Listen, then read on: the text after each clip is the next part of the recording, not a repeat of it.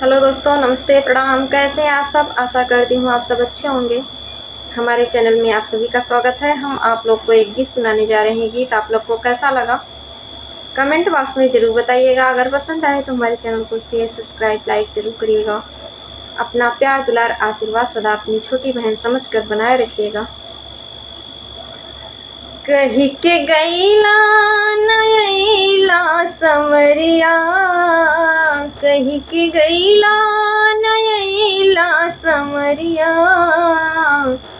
हम डगरिया निहारल करेला, करेला हम डगरिया निहारल करेला।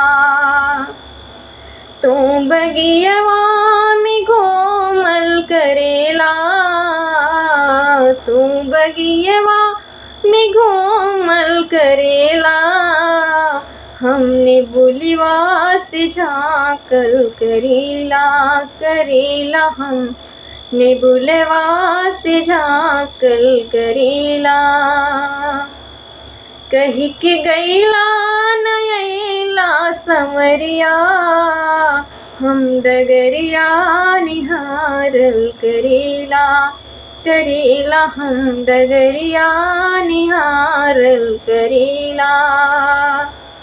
तो अंगनवा में घूमल करेला, तो अंगनवा में घूमल करेला, हम घूंघटवा से झाँकल करेला, करेला हम घूंघटवा से झाँकल करेला। कही के गईला नयला समरिया, कही के गईला नयला समरिया, हम डगरिया निहारल करेला, करेला हम डगरिया निहारल करेला। तो महलिया में घूमल करेला, तो महलिया में घूमल करेला, हम खिड़किया से झाँकल करेला, करेला हम खिड़किया से झाँकल करेला।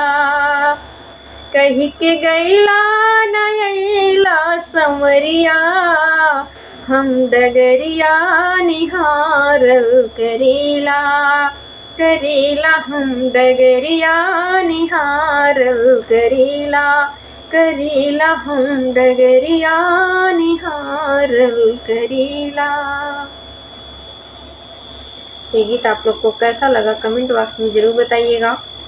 फिर मिलेंगे अगले वीडियो में, तब तक के लिए बाय।